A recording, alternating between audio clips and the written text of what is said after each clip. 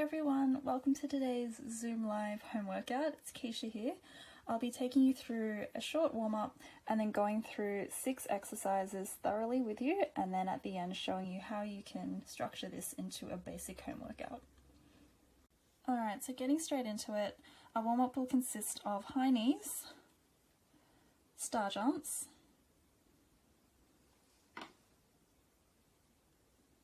butt kicks,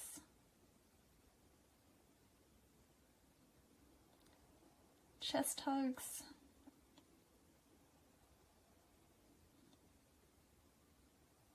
and finally windmills.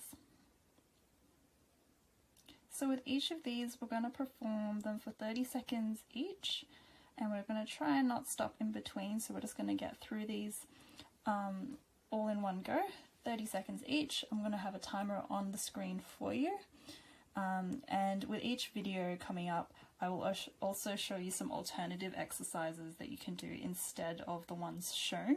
So you'll notice that in the videos that I'm alternating between the actual exercise and a modified version. So when you're ready, let's go.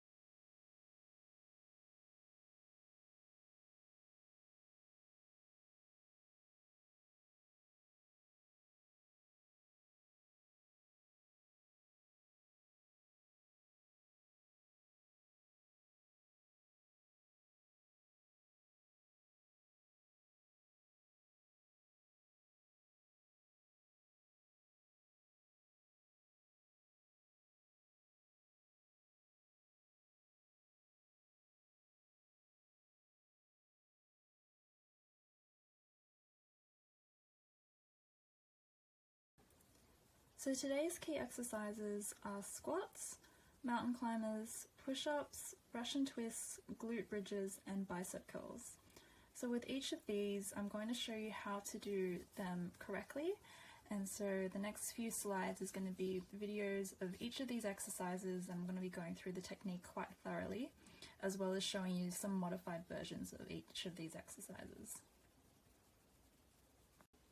So the first exercise we're going to go through are squats. Because this is such a functional movement, it's really important that we get the technique correct.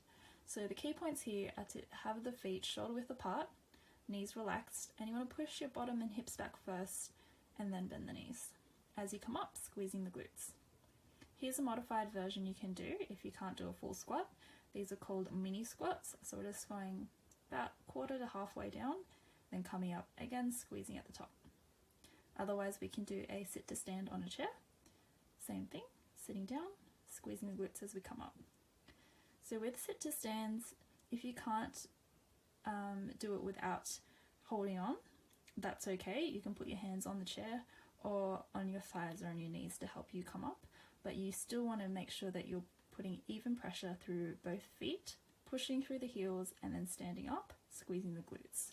So with your chairs at home, the lower the chair is, the harder it's going to be. So if you find your chair is too low, try to find something a little bit higher, or just try the mini squats first. So mountain climbers are both a cardio and core exercise. It can be tricky to coordinate, but I like to think of it as being in a push-up position and then running on the spot. So you don't have to do them as fast. You can go slow and focus on your core rather than the cardio aspect of it. And it can be either done on a chair or on the ground. Some key points here are to keep the feet hip width apart.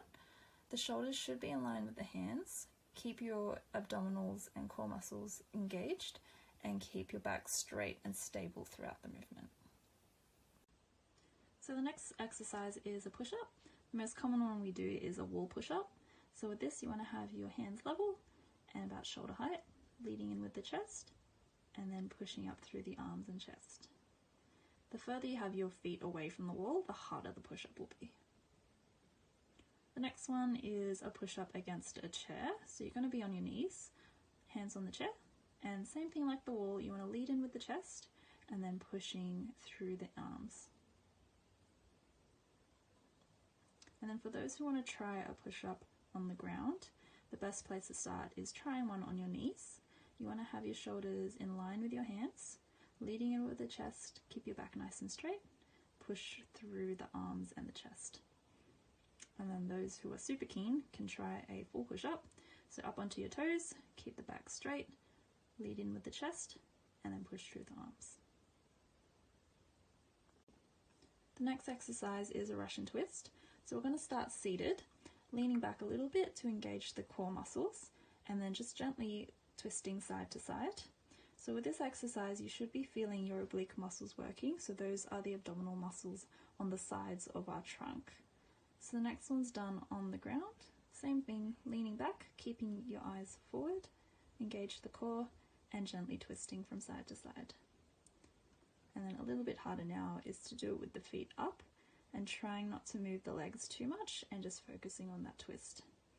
So with this one, you can also use a weight or dumbbell or whatever you have at home. Start with maybe like 1 or 2 kilos first and then work your way up. So just holding that in your hands, keeping it close to the body as you twist from side to side. Next exercise is the glute bridge. So with this one, you'll start lying down on the ground and then with your knees bent and feet on the ground, you're going to push your hips up towards the ceiling, squeezing the glutes as your hips come up. Here is a little bit harder version of a glute bridge. So you can put your feet up onto a chair or even just a stool and doing the same thing, pushing your hips up, squeezing the bum. I would recommend getting a chair that doesn't slide because that's what mine was doing during this. So with glute bridges, the glute muscles are so important because they're responsible for our balance and our stability. So as we lift our hips up, it's really important to squeeze your bottom. So really trying to clench those butt cheeks as we do this exercise. And finally, last exercise is the bicep curl. So with this, you can use dumbbells, but if you don't have dumbbells at home, you can use filled up water bottles as your weights. As you do this exercise, you want to make sure that you keep your back straight. As you lift the weights up towards your shoulders, keep your core and abdominal muscles engaged, and then control the movement as you lower the weight back down, trying not to swing your arms. Okay. So now that we've learnt how to do all of those exercises correctly, and we've all given them quite a bit of practice, we can now learn how to structure those exercises into a home workout. So these are 3 different types of workouts that I'm going to go through, and all you'll need for this is the timer on your phone. So the first one is an AMRAP. So there are 2 different types. The first one is as many reps as possible, and so all this means is that you're going to pick one exercise, set yourself a time, and you're going to do as many reps as possible of that exercise in that given amount of time. So for example, I've done an AMRAP of 2 minutes and my exercise is squats, so I'm going to do as many squats as I can do in 2 minutes. So again, you can play around with the time and pick whatever exercise you like to do. The other type of AMRAP is as many rounds as possible. So this is usually a group of exercises done in a row, and that counts as a round. And you want to go through that group of exercise as many times as you can in a given set time. So for example, here I've got an 8-minute AMRAP, and that consists of 10 glute bridges, 20 mountain climbers, 10 wall push-ups, and 20 Russian twists. So I'm going to keep going and go through those exercises in that order as many times as I can until that 8 minutes is up. So usually with as many rounds as possible, the way I like to structure it is I double the time based on how many exercises I've picked. So for example, with this one, I've picked 4 exercises. So I'm going to double it, so I'm going to give myself 8 minutes to do it in. Otherwise, if you want to do a shorter AMRAP and do 4 minutes, then I would only pick 2 exercises. But that's just a rough guide, you don't have to follow that. So the next type of workout is called Tabata, and Tabata is a type of interval training. So interval training means you're exercising for a certain amount of time, followed by a certain amount of time of rest. So for example, I've done 30 seconds of work, so 30 seconds of exercise, followed by 30 seconds of rest. Okay, so with each exercise that I have here, so I have squats, glute bridge, and Russian twist. So starting with squats, you're going to do 30 seconds of squats, followed by 30 seconds rest. Move on to your glute bridge, 30 seconds of glute bridge, 30-second rest, then 30-second Russian twist, 30-second rest. That counts as 1 round, and then you will repeat it for a total of 3 rounds. So that's just an example, but you can play around with the work to rest timing, as well as what exercises you want to do and how many rounds you want to do.